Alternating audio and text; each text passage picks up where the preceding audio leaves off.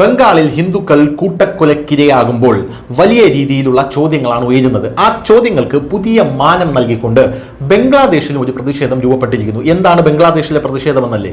വഖഫ് ഭേദഗതി നിയമത്തിനെതിരെയാണ് ബംഗ്ലാദേശിൽ ഒരു കൂട്ടം തീവ്രവാദികൾ പ്രതിഷേധം തുടങ്ങിയിരിക്കുന്നത്. ഇന്ത്യയിൽ ഉടലെടുത്ത അല്ലെങ്കിൽ ഇന്ത്യയിൽ പാസാക്കിയ വഖഫ് ഭേദഗതി നിയമം ഇന്ത്യയിൽ നിന്ന് പിൻവലിക്കണമെന്നാവശ്യപ്പെട്ടാണ് ബംഗ്ലാദേശിൽ ഇപ്പോൾ ഒരു കൂട്ടം തീവ്രവാദികൾ വലിയ രീതിയിലുള്ള ഒരു പ്രതിഷേധം സംഘടിപ്പിച്ചിരിക്കുന്നത്.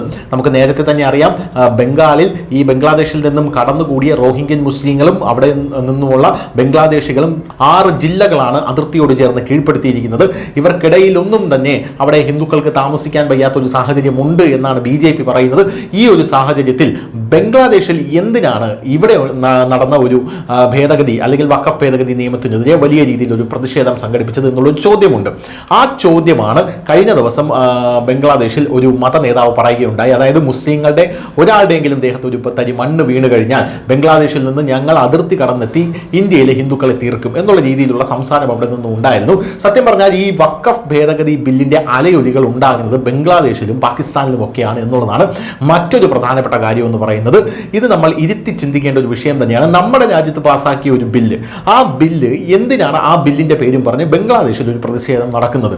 ആ ബംഗ്ലാദേശിൽ നിന്നും കുടിയേറി വന്ന ബംഗ്ലാദേശികളെ, ഇന്ത്യയിൽ താമസിക്കുന്ന ബംഗ്ലാദേശികൾക്ക് ഇവർ താക്കീത് കൊടുത്തിട്ടുണ്ടോ? വഖഫ് ഭേദഗതി നിയമം ഇവിടെ പിൻവലിക്കാൻ നിങ്ങൾ പ്രതിഷേധിക്കണം അല്ലെങ്കിൽ കലാപം നടത്തണമെന്ന് ഇവർ പറഞ്ഞിട്ടുണ്ടോ?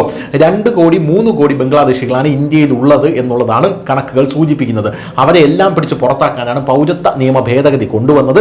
അതേ തുടർന്ന് അവരെ പിടിച്ച് പുറത്താക്കുകയും ചെയ്യുന്നുണ്ട്. പക്ഷേ ഇവരെ പിടിച്ച് ഡിറ്റൻഷൻ സെന്ററിൽ ആക്കുകയാണെങ്കിലും ബംഗ്ലാദേശ് ഇവരെ സ്വീകരിക്കാൻ തയ്യാറായിട്ടില്ല. യഥാർത്ഥത്തിൽ ബംഗ്ലാദേശിന് ഒരു ആജ്ഞ കൊടുത്താൽ മാത്രം മതി ഇവിടെയുള്ള ബംഗ്ലാദേശികൾ, അതായത് ഇന്ത്യയിൽ കടന്നുകൂടിയ ബംഗ്ലാദേശികൾ ചിലപ്പോൾ അതിനുവേണ്ടിയുള്ള പ്രതിഷേധങ്ങളും വലിയ കലാപങ്ങൾക്കും പോലും ഇന്ത്യയിൽ തുടക്കമിടും എന്നുള്ള സംശയമാണ് ഇവിടെ ജനിപ്പിക്കുന്നത്.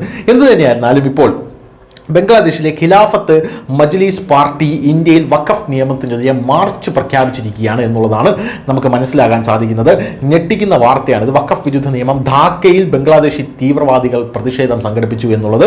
പോരാത്തതിന് ഇന്ത്യയിൽ നിന്ന് അരി കഴിഞ്ഞ ശേഷം, അരി കൊടുത്തതിന് ശേഷമാണ് ബംഗ്ലാദേശ് ഇന്ത്യക്കെതിരെ തന്നെ തിരിഞ്ഞ് പ്രതിഷേധിക്കുന്നത് എന്നുള്ളത് നമ്മൾ ഇതിൽ എടുത്തു പറയേണ്ട ഒരു കാര്യമാണ്. അതായത് ബംഗ്ലാദേശി തീവ്രവാദികൾക്കാണ് ഇന്ത്യ അരി കൊടുത്തിരിക്കുന്നത് എന്നുള്ള വലിയ വിമർശനം ഇപ്പോൾ ഉയരുന്നുണ്ട്.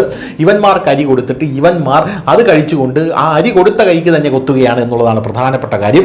തങ്ങൾ BJPക്ക് എതിരാണെന്ന് പാർട്ടിയുടെ അമീർ മൗലാന മാമുനൽ ഹക്ക് പറയുന്നുണ്ട്. മുർഷിദാബാദിലെ വഖഫ് ആക്രമണത്തിൽ ബംഗ്ലാദേശി ആക്രമികൾക്ക് പങ്കുണ്ട് എന്ന് ഇതിനിടയിൽ നമ്മുടെ ആഭ്യന്തര മന്ത്രാലയത്തിന്റെ റിപ്പോർട്ടും പുറത്തു വന്നിരുന്നു. ഇതെല്ലാം ചേർത്ത് വായിക്കുമ്പോൾ വഖഫ് ഭേദഗതി നിയമം യഥാർത്ഥത്തിൽ അസ്വസ്ഥപ്പെടുത്തുന്നത് ഇവിടെയുള്ള മത തീവ്രവാദികളെയാണ്. ഇവിടെ മാത്രമല്ല, നമ്മുടെ രാജ്യം കടന്നുപോയ ബംഗ്ലാദേശും പാകിസ്ഥാനിലെ അടക്കമുള്ള ഇന്ത്യയെ നശിക്കണമെന്ന് ആഗ്രഹമുള്ള മത തീവ്രവാദികൾക്കാണ് എന്നുള്ള കാര്യത്തിൽ യാതൊരുവിധ സംശയവുമില്ല. ഇന്ത്യ ഒരു മുസ്ലിം രാജ്യമായി മാറണം എന്ന് ദീർഘകാലത്തെ ഒരു അജണ്ട സെറ്റ് ചെയ്ത് പ്രവർത്തിച്ച പലരുടെയും സ്വപ്നങ്ങളാണ് ഇവിടെ തകർന്ന് തരിപ്പണമായി പോയത് എന്നുള്ളതാണ് ഇതിൽ നിന്നൊക്കെ നമുക്ക് മനസ്സിലാക്കാൻ സാധിക്കുന്നത്. News desk, news India Malayalam.